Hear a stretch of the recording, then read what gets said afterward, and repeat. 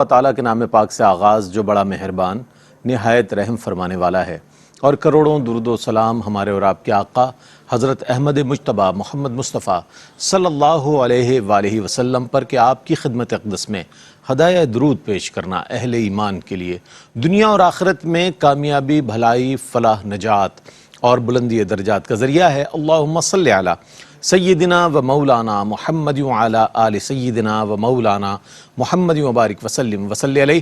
ناظرین محترم السلام علیکم ورحمۃ اللہ وبرکاتہ۔ میں ہوں آپ کا میزبان محمد رئیس احمد، اور پیش کیا جا رہا ہے پروگرام روشنی سب کے لیے۔ سائبر کرائم سے ہم نے بات شروع کی، اور سوشل میڈیا پر ہونے والے ان تمام جرائم کو ہم نے سامنے رکھا کہ جو مختلف انداز میں کیے جاتے ہیں۔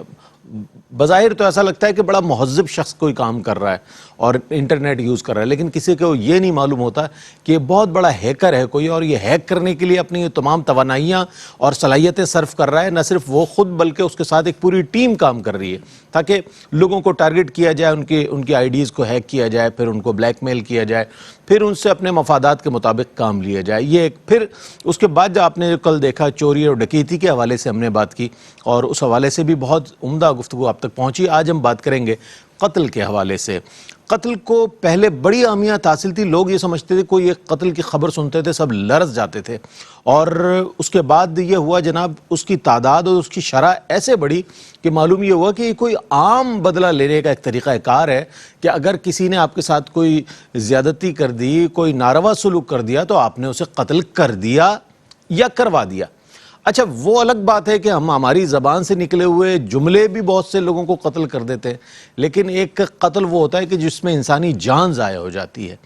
تو اس حوالے سے آج ہم بات کریں گے کہ اسلام میں اس کی مذمت کس انداز میں آئی ہے، اور پھر یہ کہ قتل جو ہے ایک انسان کا قتل کہا جاتا ہے، پوری انسانیت کا قتل ہے۔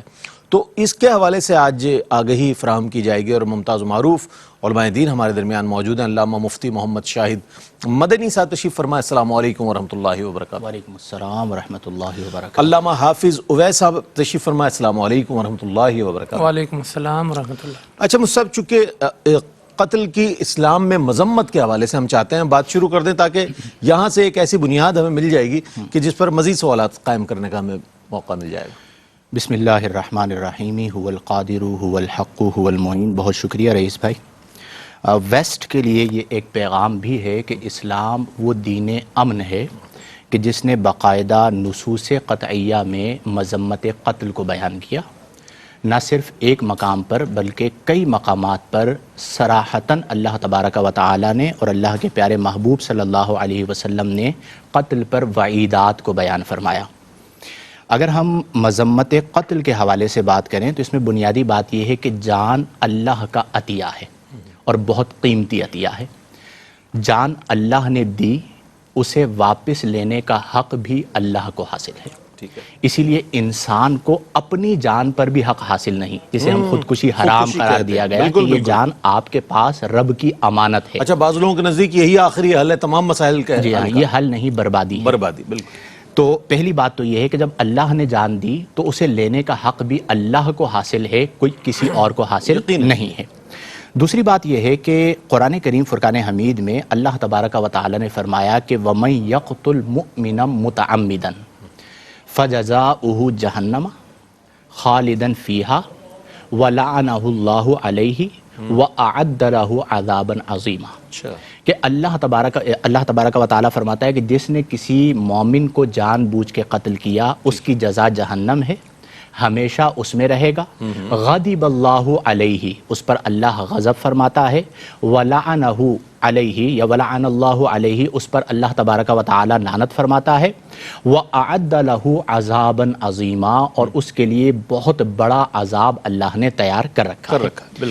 دوسری بات یہ ہے کہ قتل انسان واحد کو قتل کل انسانیت قرار دیا گیا، یعنی اس میں مسلمان کی قید نہیں ہے بلکہ انسان فرمایا گیا۔ قرآن میں اللہ نے فرمایا کہ من اجل ذالک کتبنا علی بنی اسرائیل من قتل نفسا بغیر نفس او فساد فی الارض فکأنما قتل الناس جميعا، کہ جس نے ایک انسان کو بغیر بدلے کے اور فساد فی الارض کے لیے قتل کیا تو یہ یوں ہے گویا کہ اس نے تمام انسانوں کو قتل کر دیا۔ اس کی وجہ یہ ہے کہ کچھ چیزیں ایسی ہوتی ہیں کہ جس کا فساد انسان کی اپنی ذات تک محدود ہوتا ہے، لیکن کچھ چیزیں ایسی ہوتی ہیں کہ جس کا فساد معاشرے میں سرایت کر جاتا ہے، متعدی ہوتا ہے۔ تو قتل ایک ایسا معاملہ ہے کہ جس کا فساد پورے معاشرے میں نظر آتا ہے، تو اسلام نے بنیادی طور پر اس کا سد باب فرمایا، اور جو قاتل ہے اس کی مذمت بھی کی گئی اور اس پر حدود اور قصاص کو بھی بیان کیا گیا۔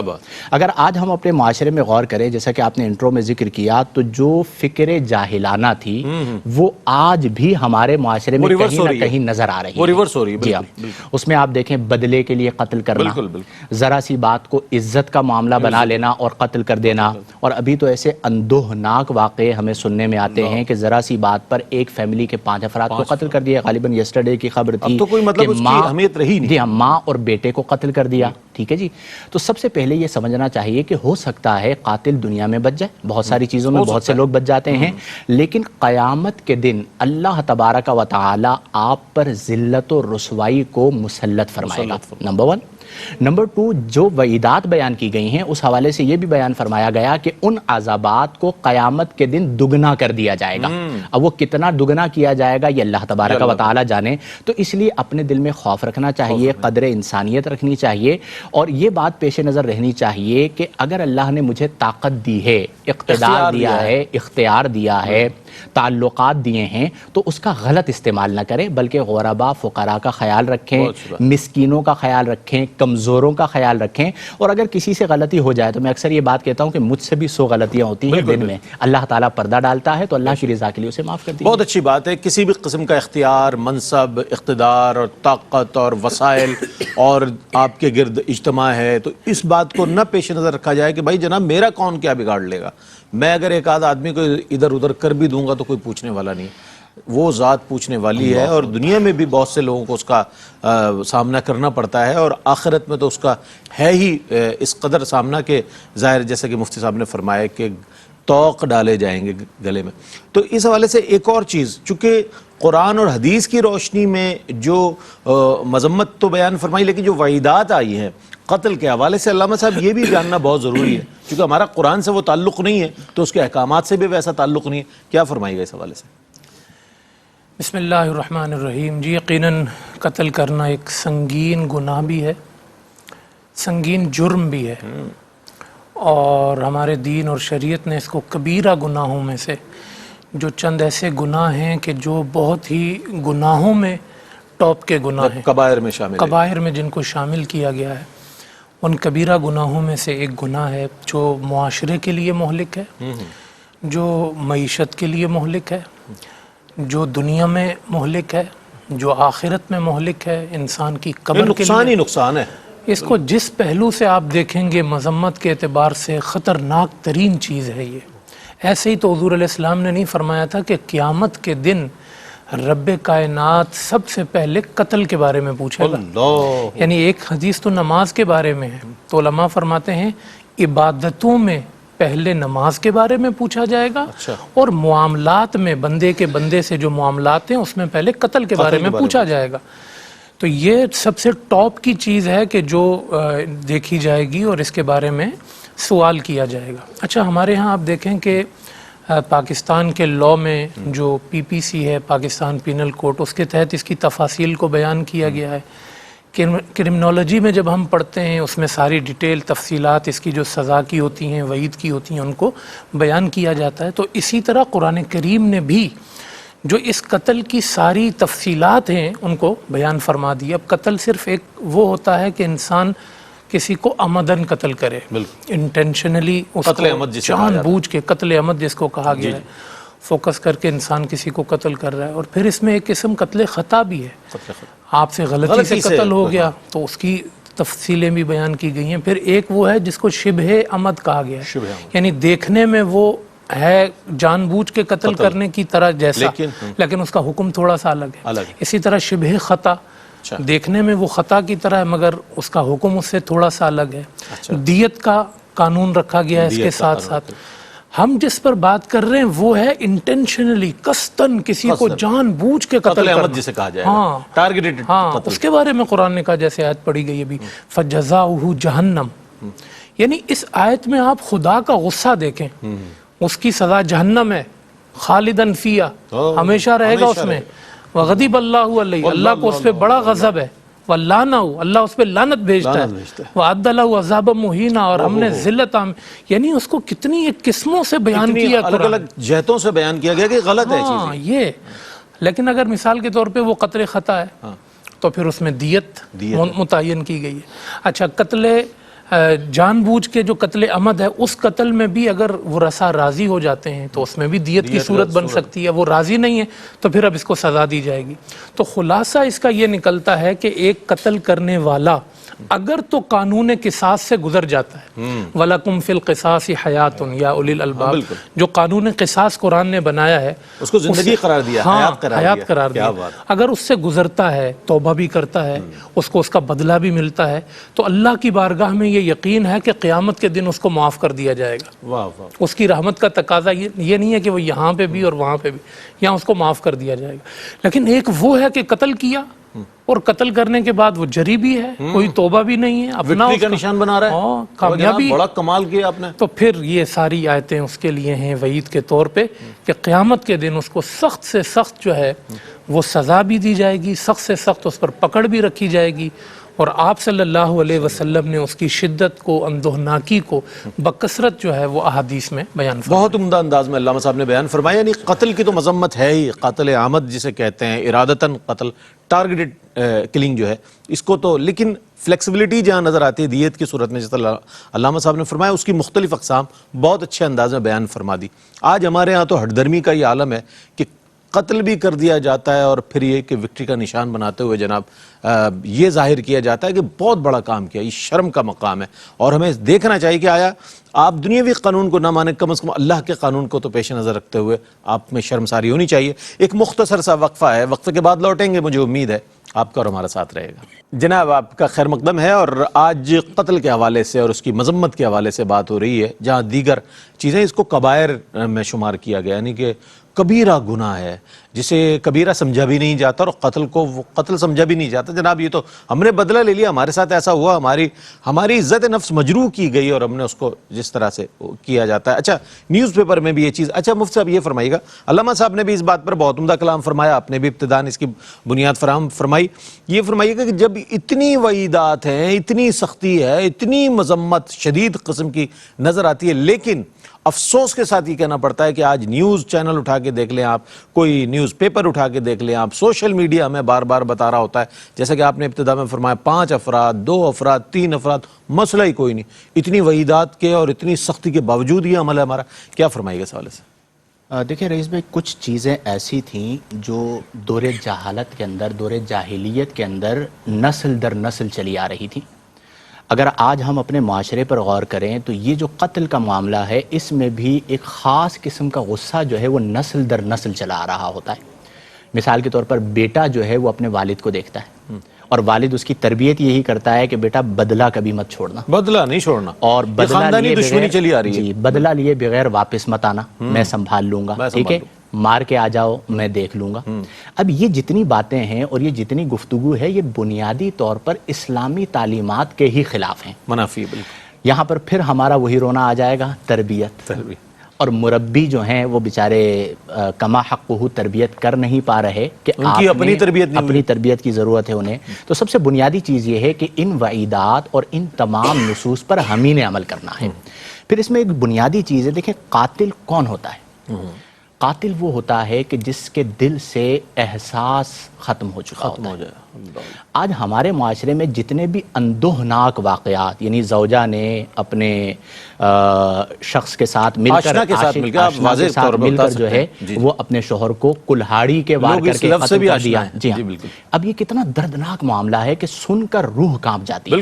تو اب ہمارے معاشرے کے اندر لوگوں کو بہت اچھے انداز کے اندر ان تمام چیزوں سے مزید آشنا کروا کر اس طرف لانے کی ضرورت ہے کہ آپ نے اپنے رب کی بارگاہ میں جواب دہ ہونا ہے، اپنے غصے پر قابو کرنا ہے، اور پھر یہ دیکھنا ہے کہ اس کے اثرات کتنے مرتب ہو رہے ہیں. مثال کے طور پر ایک شخص قاتل ہے، اب اس نے قتل کیا، اس کے قتل کی وجہ سے پہلا نقصان کیا ہوا کہ پورے خاندان کی عزت گئی. بالکل. اچھا اس پر ایک اور سوال پیدا ہوتا ہے کہ عزت کیسے گئی؟ عزت کا وہ تو کہیں گے بدلہ لے لیا، بدلہ لے لیا، وہ تو وکٹری کا نشان خاندان بناتے کا ہوئے نام آ گیا۔ روشن کر دیا، اب یہ سر بلند کر دیا، یہ ظلم در ظلم ہے کہ ایک تو غلط کیا جس کی وجہ سے عزت جانی چاہیے تھی کہ یہ قاتل ہے، لیکن اس قاتل کو عزت دی جا رہی ہے، پروٹوکول دیا جا رہا ہے۔ اچھا پھر اس کو ایک اور پہلو میں لے لیں کہ اگر غریب ہے اس سے قتل خطا ہو گیا تو اسے نشان عبرت بنا دیا، نشانے اور جو امیر ہے اس سے قتل عمد ہو گیا تو دیت دے کے یا اس کے علاوہ سورسز کے ذریعے جان چھڑوا دی۔ اس کا مطلب یہ ہوا کہ ہم سب سے پہلے عادلانہ طور پر بھی جو نظام عدل ہے اسے اپنے معاشرے میں قائم کرنا ہوگا۔ دوسرا اس کا نقصان ہمارے معاشرے پر کیا ہوا کہ قتل تو کر دیا، مقتول کی پوری فیملی برباد ہو گئی، برباد ہو گئی، ایک ہی شخص تھا کمانے والا۔ ابھی ہمارے کراچی کا ایک واقعہ ہوا کہ وہ بیچارے نے اپنا موبائل سب کچھ دے دیا عزیز آباد میں، اور کیز گھر گئیں کریم آباد میں، جی ہاں کریم آباد عزیز آباد، اسے اٹھانے کے لیے جھکا اور اس کو فائر کر کے قتل کر دیا۔ نوجوان بچہ تھا، حالانکہ لے چکے تھے اب اس کی ماں پر کیا گزری، اس کے گھر والوں پر کیا گزری، اور نوجوان لڑکا تھا۔ پھر اس کے بعد جو قاتل ہے اس کے گھر والوں پر اگر اسے سزا ہو جاتی ہے تو اس کی ماں پر کیا گزرتی ہے، اس کے باپ پر کیا گزرتی ہے، اور پھر معاشرے کے اندر۔ اچھا پھر اس کے اندر ایک اور چیز ہو گئی کہ ہمارے لوگوں نے جن افراد کو اپنا آئیڈیل بنایا وہ کنٹینٹ کے اندر ہی قتل و غارت گری دکھا رہے ہیں۔ کسی ایکٹر ہے، ٹھیک ہے جی میں نے اس جیسا بننا ہے، اس کی پوری زندگی اٹھا کر دیکھیں قتل کرتے ہوئے گزری ہے، اس کی تمام چیزیں، اس کا پورا کنٹینٹ اسی کے اوپر مشتمل ہے۔ پب جی کو آپ اٹھا لیجئے، اس میں آپ کیا سکھا رہے ہیں، اس کے اوپر کئی واقعات ہوئے کہ جی قتل کر رہے ہیں، مار رہے ہیں، اور وہ ایک جھجک جو تھی وہ ختم ہو گئی، اسلحہ اٹھانے کی جو جھجک تھی وہ ختم ہو گئی۔ تو اس پر لوگوں کو سوچنا چاہیے کہ اگر آپ انٹرٹینمنٹ کی بھی بات کرتے ہیں تو اس میں آپ ایسی چیزیں نہ لائیں جو آپ کے معاشرے کو خراب کریں۔ کچھ ایسے ماضی میں کردار آئے نا کہ ان کرداروں کو اپنا کر بہت سارے غنڈے ہم نے شہر کراچی میں دیکھے، ٹھیک ہے جی، اور وہ کس کردار کو اٹھا کر بنے تھے وہ سب کو معلوم ہے۔ تو اس کا مطلب یہ ہوا کہ فساد بہت خوبصورت انداز کے اندر اس کی اچھی پیکنگ کر کے لوگوں کے نیو جنریشن کے ذہنوں میں ڈالا جا رہا ہے۔ اس میں میں یہ سمجھتا ہوں سب سے بنیادی جو کردار بنتا ہے وہ دو طبقات کا، نمبر ایک اساتذہ، نمبر دو پیرنٹس، والدین، ٹھیک۔ اگر یہ دو طبقات اپنے بچوں کی اچھی تربیت کریں، انہیں ادب سکھائیں، انہیں احترام سکھائیں، انہیں انسانیت سکھائیں، انہیں قدر آدمیت سکھائیں، انہیں لوگوں کی قدر کرنا سکھائیں، تو پھر بچہ اس حد تک نہیں جاتا۔ اور یہ بھی ایسا ہے کہ ایسا نہیں کہ قاتل یکدم بن گیا، وہ قاتل بننے تک اس کی گیدرنگ کن کن افراد کے ساتھ ہے، اس سے پہلے اس نے کیا کیا وارداتیں کی ہیں، یہ تمام چیزوں پر بھی ماں باپ کو چاہیے اور ٹیچرز کو چاہیے کہ وہ نظر رکھیں۔ تو اس لیے من حیث القوم ہم سب کی یہ ذمہ داری ہے کہ اساتذہ اپنے انداز میں، والدین اپنے انداز میں، اور ہر انسان کو یہ سمجھنا چاہیے کہ مجھے میرے فعل کا رب کی بارگاہ میں جواب دہ ہونا ہے۔ جب یہ احساس موجود ہوگا تو وہ پھر کسی کے ساتھ زیادتی نہیں کرے۔ بہت اچھی بات کہ اچھا یہاں پر ہم کسی شہر کو، کسی ملک کو نہیں بلکہ من حیث المجموع اگر بات کریں تو قتل کی شرح جو ہے وہ بتدریج بڑھی ہے، اور آج کے دور میں اگر ہم آج کا انالیسز کریں تو آج یہ ہم کہہ سکتے ہیں کہ پوری دنیا میں ایک رواج ہے، چونکہ انسان کا قتل انسانیت کا قتل کہا گیا ہے، تو یہاں صرف ایک مسلمان کی بات نہیں، ایک انسان کی بات ہے۔ تو اس اعتبار سے اگر ہم اس کی شرح کا اگر اس کو انالائز کریں گے اور انالیسز رپورٹ پڑھیں گے تو ہمیں اندازہ ہوگا کہ آیا یہ شرح کس تیزی سے بڑھی ہے۔ وجہ یہی ہے کہ بے حسی ہے، اور بے حسی، اور پھر یہ کہ ہر قسم کے قوانین سے بالائے طاق ہو کر اپنے ان تمام اقدامات کا کرنا کہ جس سے انسان بالکل بے حس ہو جاتا ہے اور ایک ایسا ہو جاتا ہے کہ جو کسی قانون کا پابند نہیں ہوتا۔ اچھا اب یہاں پر میں نے ابتدائے کلام میں، سرنامہ کلام میں ایک بات عرض کی تھی کہ ایک تو ہوتا ہے قتل کرنا، تو وہ بھی ہوا ہے، ظاہر ہے وہ بھی لوگ کرتے رہے ہیں۔ ایک ہے قتل کروانا، ہائر کرنا کسی قاتل کو اور اس کو اجرت پر ہائر کر کے پھر اپنے کسی مطلوبہ مقصد کو پورا کرنے کے لیے یہ کرنا، اور پھر یہ سمجھنا کہ میں نے تو کیا نہیں، میں نے تو ایک بدلہ لینے کی صورت اختیار کی۔ یہاں پر اگر کسی کے ذہن میں یہ بات ہے کہ جناب آپ خود براہ راست ملوث نہیں تھے، کیا فرمائے گا اس حوالے سے؟ یہ بھی ایک بہت اہم بات ہے کہ انسان قتل تک پہنچ جاتا ہے بدلہ لینے کے حوالے سے۔ بسم اللہ الرحمن الرحیم۔ جی یقیناً ایسا ہی ہے کہ ہائر کیا جاتا ہے کسی شخص کو قتل کرنے کے لیے، تو اس میں ایک بات تو یہ ذہن میں رکھنی چاہیے کہ سب سے پہلے تو میں افسوس کا اظہار کرتا ہوں، اور ہم سب مل کر اس پر افسوس کا اظہار کرتے ہیں اپنے معاشرتی اس رویے پر، کہ آپ دیکھیں کہ ایک کک ہوتا ہے جو مولی اور گاجر کاٹنے کے لیے ہائر کیا جاتا ہے، اور اس معاشرے میں اب یہ بھی پروفیشن بن گیا ہے کہ انسانوں کو قتل کرنے کے لیے ہائر۔ بالکل۔ تو ہمارے اس معاشرے پر افسوس ہے، ہمارے رویوں پر افسوس ہے، اور وہ انسان کے جس کو اشرف المخلوقات بنایا گیا تھا وہ اسفل السافلین بنا ہوا ہے بالکل ایسا اور کر کے اب بھی دوسرے پہ ڈالنے کی کوشش کر رہا ہے اور وائٹ کالر بننے کی کوشش کر رہا ہے کہ میں نہیں تھا یعنی اس میں میرے ہاتھ صاف ہے. ہاں جو دونوں لوگ ہیں نا وہ دونوں ایک دوسرے پر ہی سمجھ رہے ہیں. بالکل یعنی جس نے ڈائریکٹ ہائر ہو کے مارا ہے نا تو وہ بولے گا میں نے تو بیوی بچوں کا پیٹ پالنے کے لیے کام کیا, آرڈر تو کسی اور کا تھا. میرا تو پروفیشن ہے بھائی, ہاں میرا پروفیشن ہے. اور ایک وہ ہے کہ جو یہ کہہ رہا ہے کہ میں نے کہاں اسلحہ ہاتھ میں اٹھایا, میں اتنا شریف آدمی, میں تو مکھی نہیں مار سکتا, میں نے تو کچھ نہیں کیا. دونوں ایک دوسرے پہ, لیکن دونوں قاتل ہیں, دونوں قاتل, اور دونوں جہنم کی گہرائی برابر کا گناہ ہے, دونوں برابر کا گناہ ہے, برابر کی سزا ہے, برابر کی سزا ہے, دنیا میں بھی اور آخرت میں بھی. دونوں اگر پکڑے جائیں دونوں پہ قانون قصاص جاری ہوگا, اچھا دونوں پر سزا جاری ہوگی, اور آخرت میں بھی دونوں برابر کے شامل ہیں اس بات پر. دیکھیں یہ ہرس ہی انسان کے اندر پیدا ہونا نا کہ بندے کو مار دیں, یہ جہنمی ہونے کے لیے بڑی مضموم سوچ ہے. بڑی مضموم سوچ ہے. حضور نے اس کو کیسے بیان فرمایا, کہا قاتل مقتول دونوں جہنمی. ہاں بالکل. یا رسول اللہ قاتل تو سمجھ میں آتا ہے, مقتول کیسے جہنمی؟ فرمایا وہ مقتول تو مارا گیا نا, اگر زندہ رہتا تو اس کی ہرس یہی تھی کہ میں بھی مار دیتا, وہ بھی تو مارنا چاہتا ہے نا, تو ہرس لے کے مرا نا مارنے کی, تو کہا وہ بھی جہنمی ہے. اس حدیث میں ایک تو ہرس بھی ہم پر ظاہر ہو رہی ہے, اور دوسرا میں حضور کے فرامین پہ قربان جاؤں. حضور علیہ السلام کی نظر بلیغ آپ دیکھیں کہ آپ نے ٹارگٹ کلنگ کی طرف کیسے اشارہ کر دیا کہ ہرس ہونا, یعنی یہ ایک ہرس بن جائے گی معاشرے میں, ہائر کرو مارو. یعنی پہلے یہ ہوتا تھا کہ قتل کسی ریزن سے ہوتا تھا, بھئی آپس میں کوئی لڑائی ہو گئی, میں نے فلاں کو مارا اس وجہ سے مارا. حضور نے اس ہرس سے یہ بھی اشارہ کر دیا ہے کہ وہ زمانہ آنے والا ہے قاتل کو یہ نہیں پتا ہوگا کہ میں نے کیوں قتل کیا, اور مقتول کو یہ نہیں پتا ہوگا کہ میں کیوں مارا. بالکل اسی طرح اسی معاشرے میں ہم پہنچ گئے, اور اسی لیے میرے آقا صلی اللہ علیہ وسلم اور میرے آقا صلی اللہ علیہ وسلم نے اس کو قیامت کی نشانیوں میں سے قرار دیا. تو کتنی رجوع اللہ کی ضرورت ہے اس وقت کہ ہم اس قیامت کی نشانی کو اپنی آنکھوں سے دیکھ رہے ہیں کہ قاتل کو اپنے قتل مارنے کی وجہ اور مقتول کو اپنی مقتولیت کی جو وجہ ہے وہ اس کے سامنے ظاہر نہیں ہے. اور ہم زمانہ جاہلیت سے جو ایک مثال دیتے ہیں اس میں بھی ہم اس تقابل تک تو پہنچ ہی جائیں گے کہ وہاں تو پھر کچھ حیا تھی, وہاں پھر کچھ خیال تھا, وہاں پھر کچھ معاملہ تھا, یعنی ریزن پتا تھا نا کہ بھائی میں اس کو کیوں مار رہا ہوں. اور آج کے معاشرے میں آپ دیکھ لیں کہ آپ کی جیب میں ₹1,00,000 ڈال دیا, 50,000 ڈال دیا, بس کافی ہے, کسی کو مارنے کے لیے بہت ہے. تو اس لیے جو ہے وہ ہم آج کے زمانے میں, اور جو جس طریقے سے گناہ میں شامل ہوتا ہے وہ دنیا میں اپنے آپ کو وائٹ کالر سمجھ رہا ہے. آپ کی زبان ہلی, آپ نے اشارے سے, کسی کے اشارے سے بھی اگر کسی کو نقصان اشاروں کنایوں میں وہ بات ہو جاتی ہے کہ فلاں آپ نے خالی اشارہ بھی کر تو وہ آپ کے اس میں شامل ہو جانے کے لیے کافی ہے. اور یہ صرف اسی کام کے لیے نہیں, آپ دنیا میں کوئی بھی اصول اس حوالے سے اٹھا کے دیکھ لیں, اگر آپ کسی کام کو شروع کرنے والے ہیں, آپ کسی کام میں شامل ہونے والے ہیں, آپ شراب کا معاملہ دیکھ لیں نا, حضور نے 10 لوگ اس میں شامل کیے, اٹھانے والا, بیچنے والا, پینے والا, لانے والا, لادنے والا. یعنی حضور نے امت کو بتایا ہے کہ یہ جو کبیرہ گناہ ہوتے ہیں نا اس میں شامل کسی طرح سے بھی شامل مت ہونا. اپنے دامن کو اتنا بچانا کہ قیامت کے دن جب اٹھو تو اس فخر والی صف میں اٹھنا کہ ہم نے انسانیت کو بچایا تھا, اس صف میں مت اٹھنا کہ ہم نے لوگوں کا خون بہایا تھا. اسلامی احکامات سبحان اللہ تطہیر چاہتے ہیں انسان کی, اور تطہیر اس حد تک کہ کسی بھی طور پر کسی بھی مذموم عمل میں آپ معاون ثابت نہ ہو.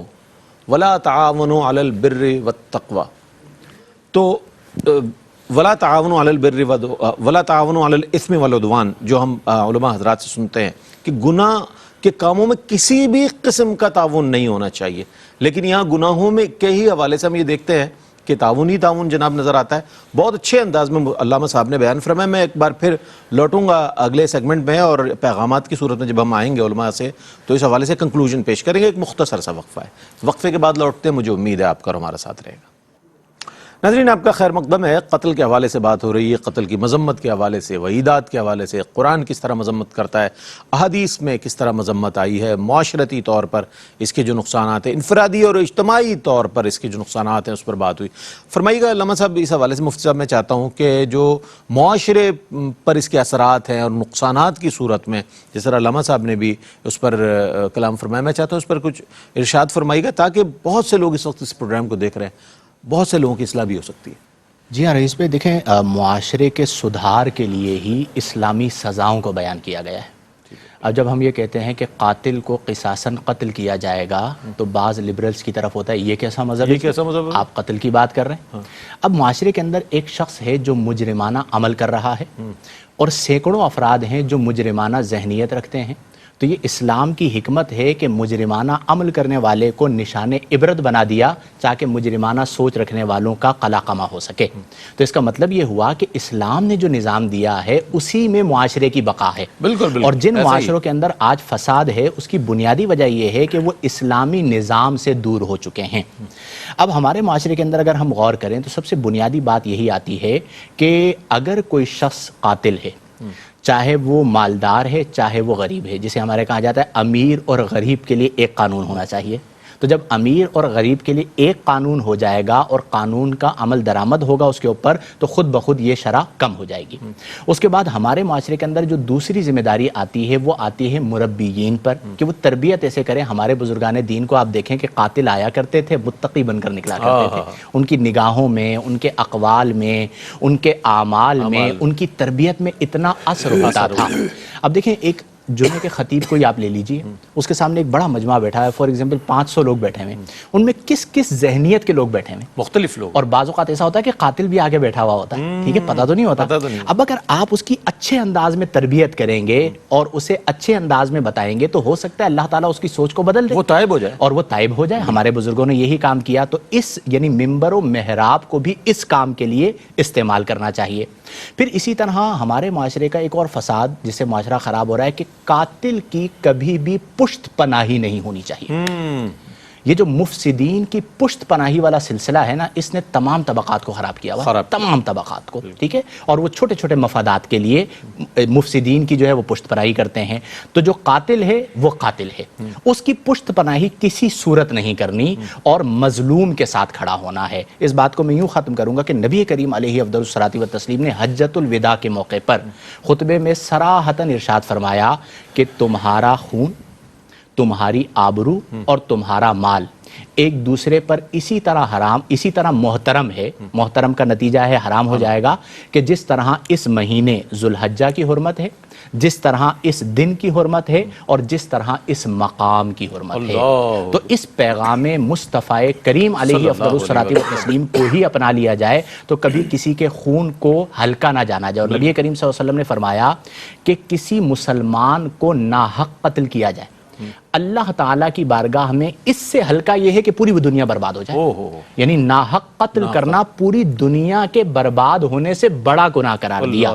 تو جو لوگ آسانی کے ساتھ ذرا سی بات پہ چند پیسوں کے لیے قتل کر دیتے ہیں وہ خود سوچیں کہ اللہ کی بارگاہ میں کس طرح جواب دہ ہو پائیں گے. اچھا، انسانی جان کی جو حرمت ہے وہ تو احادیث کریمہ سے بھی ہمارے سامنے آتی ہے، قرآن کریم کی آیات بینات بھی اس بات کے حوالے سے بات کرتی ہے. میں جو سوال کرنے جا رہا ہوں اس سے پہلے یہ بات بتاتا چلوں کہ یہ نہ ہو کہ بہت سے لوگ یہ سوچیں کہ ایسا ہوتا کہاں ہے، یہ تو اس طرح کی بات لے کر بیٹھ گیا کہ جناب یوں، اور تشدد پسند ذہنیت ہوتی ہے انسان کی، اور اس کا آخری جو اس کا وہ ہوتا ہے جناب، اس کا تتمہ جو ہوتا ہے وہ قتل پر ہوتا ہے.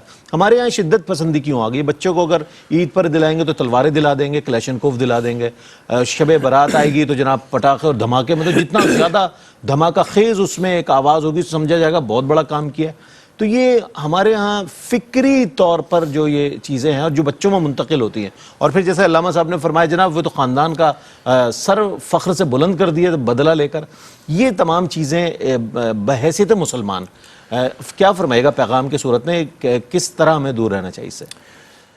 یہ جو آپ نے سوال کیا اہم سوال ہے. دیکھیں اس میں تو بنیادی چیز یہ ہے کہ جہاں آپ ان کے ہاتھ میں پستول دے رہے ہیں، تلوار دے رہے ہیں، تو ٹھیک ہے، یہ بھی ایک حصہ ہے چلیں زندگی کا، تلوار بھی اور پستول بھی، لیکن اس کے ساتھ ساتھ پھر آپ نے پازیٹیوٹی اور نیگیٹیوٹی بھی بتانی ہے. مطلب آپ کو اپنی طاقت یا مقابلہ کہاں استعمال کرنا ہے، یہ بھی ایک بہادری اور آپ کا ایک جو فن ہے. یہ اگر پازیٹیو استعمال ہوگا تو معاشرے میں برائی کے خلاف آپ کھڑے ہوں گے.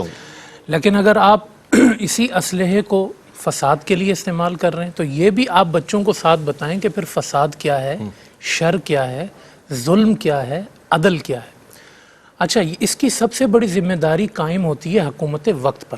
ٹھیک ہے. حضور علیہ السلام نے فرمایا کہ اگر روئے زمین پر ایک بندہ مار دیا گیا اور اس کا خون کسی کے ہاتھ پر نہیں آیا، قاتل کا پتہ ہی نہیں ہے، حضور نے فرمایا تو اس کا خون حاکم وقت کے کندھے پر ہوگا۔ اللہ، قیامت کے دن اس کا قاتل حاکم وقت ہوگا اور اللہ اس سے پوچھے گا کہ بتاؤ تم نے جو ہے وہ اس چیز کے روکنے کے لیے، تمہیں حکومت تمہارے پاس تھی، تمہارے پاس سارا نظام تھا، تم نے کیوں نہیں روکا اس کو؟ بلکہ ایک حدیث میں تو فرمایا کہ کسی نے 99 کوڑے مارے ہوں گے کہیں، تو ایک کوڑا چھوڑ دیا ہوگا تو اللہ اس سے بھی پوچھے گا کہ میں نے 100 کوڑے رکھے تھے، ایک کیوں چھوڑا؟ تم نے ایک کیوں چھوڑا؟ وہ کہے گا یا اللہ مجھے رحم آ گیا تھا، کہا مجھ سے زیادہ رحیم ہے، اللہ اللہ، میں رحمان ہوں، میں نے یہ سزا قائم کی تھی۔ وَلَكُمْ فِي الْقِصَاصِ حَيَاتٌ، اس قتل میں موت نہیں ہے، اس قتل میں حیات ہے جو تم سزا کے طور پہ دو گے۔ تو یہ نظام حکومت پر ایک سوالیہ نشان ہے کہ لوگوں کا خون کیوں بہہ رہا ہے۔ بالکل بالکل۔ اور پھر دوسری بات یہ کہ جب بھی معاشرے میں جب معیشت کو تباہ کرنا ہوتا ہے، اس کا آسان ترین طریقہ ہے قتل و غارت گری آپ پھیلا دیں، بازار بند ہو جائیں گے، امن بند ہو جائے گا، سلامتی بند ہو جائے گی، امن ختم ہو جائے گا، اس کا آسان ترین طریقہ یہ ہے 2-4 قتل کروا دیں۔ تو اس لیے اس کی ذمہ داری جو ہے وہ حکومت وقت کو سب سے زیادہ اس پر ایکشن لینا چاہیے کہ بھائی انسان کا جو ایک خون بہنا ہے نا، آپ یہ سمجھیں کہ یہ کیوں فرمایا کہ یعنی قیامت کے دن حضور فرماتے ہیں کہ اگر ایک بندہ مارا گیا دنیا میں اور اس کے قاتلین میں پوری دنیا شامل تھی، حضور اس کی سنگینی بتا رہے ہیں، حضور فرماتے ہیں اللہ ساری دنیا کو جہنم میں ڈالے گا، اللہ، کہ تم نے سب نے مل کے میرا ایک بندہ مارا، ایک بندہ مارا۔ تو اب آپ بتائیں کہ ایک قتل کتنا بڑا گناہ ہے کہ اس کو پوری دنیا کے کھربوں لوگوں میں آپ ڈیوائیڈ کریں تو وہ سب کی جہنمی کے ہونے کے لیے کافی ہے۔ تو اس لیے اس کی سنگینی کا احساس ہونا اور اس پر جو ہے وہ یہ ہر طبقے کا ایک لازمی، اس کو تربیت سے آپ شروع کریں گے اور حکومت تک لا کے اگر آپ بات کریں گے تو واقعتاً ہم پورا معاشرہ جو ہے وہ اس میں ہمیں شامل ہونا چاہیے۔ ایک انسان کی عزت کیا ہے، اس کی حرمت کیا ہے، اس کا مقام کیا ہے، وَجَزَاءُ سَيِّئَةٍ سَيِّئَةٌ، آپ کے بدلہ لینے کی لمٹ کیا ہے، آپ نے پتھر کا جواب اینٹ سے دینا ہے، آپ نے کس معاملے میں درگزر کرنا ہے، یہ ساری وہ اسلام کی جامع تعلیمات ہیں کہ جو کم سے کم اتنا ضرور کرتی ہیں کہ انسان کی جان محفوظ ہو جاتی ہے، اس کی عزت محفوظ ہو جاتی ہے، اس کا مال محفوظ ہو جاتا ہے۔ اور جس معاشرے میں جان، عزت اور مال محفوظ ہے، وہ معاشرہ کفر کا ہو، وہ معاشرہ اسلام کا ہو، وہ ہوتا امن والا ہے۔ بالکل۔ اور یہی حضرت ابراہیم علیہ السلام نے بھی دعا کی تھی کہ یا اللہ رزق سے پہلے کہا تھا کہ اس کو امن والا بنا دے، شہر مکہ کو، پھر کہا تھا اس کو رزق عطا فرما دے۔ یہ نبی کی سوچ ہے کہ وہ معاشرے میں امن چاہتا ہے۔ تو اگر آج حکومتیں بھی نبی کے دامنوں میں جائیں اور بندے بھی نبی کے دامنوں میں جائیں تو ہمارے پورے معاشرے کو امن نصیب ہو۔ بہت اچھی بات، بہت شکریہ ادا کروں گا علامہ صاحب آپ کی تشریف آوری کا۔ مفتی صاحب آپ تشریف لائے۔ ہمارے ہاں جو حدود ہیں اس کے حوالے سے جو اسلام نے ہمیں احکامات کی صورت میں دی ہے اس کے حوالے سے بھی سامنے پیش نظر رکھا جائے، جو جرم ہو اس کی سزا اور قتل کے حوالے سے بھی، چونکہ یہ کہا جاتا ہے کہ جناب مغرب اس سے ناراض ہوتا ہے، اسلامی سزائیں تو بہت ہی سخت ترین ہے، انسانی جان چلی جائے اس میں، انسان معذور ہو جائے، یعنی قطعیت جیسی سزائیں، تو اس چیز کو چھوڑ کر اللہ اور اس کے رسول صلی اللہ علیہ وسلم کے احکامات کو پیش نظر رکھا جائے۔ پھر دنیاوی طور پر جو قوانین بنائے گئے ہیں وہ بھی اسی کی روشنی میں مسلم ممالک میں بنائے گئے ہیں، تو اس کو پیش نظر رکھا جائے۔ قانون کی بالادستی ہوگی اور انسان اگر قانون کے تحت اپنی زندگی گزارے گا تو ایک امن والا معاشرہ تشکیل ہوگا۔ آپ سے بھی گزارش یہی ہے کہ اپنے بچوں کو بھی اس طرف لے کر آئے، پازیٹیو تھنکنگ کی طرف لائیں، مثبت سوچ کی طرف لائیں، تاکہ ان میں ایک مثبت کردار پیدا ہو اور معاشرے کے لیے وہ اچھے فرد ثابت ہوں۔ اسی پیغام کے ساتھ اپنے میزبان محمد رئیس احمد کو اجازت دیجیے، اللہ حافظ۔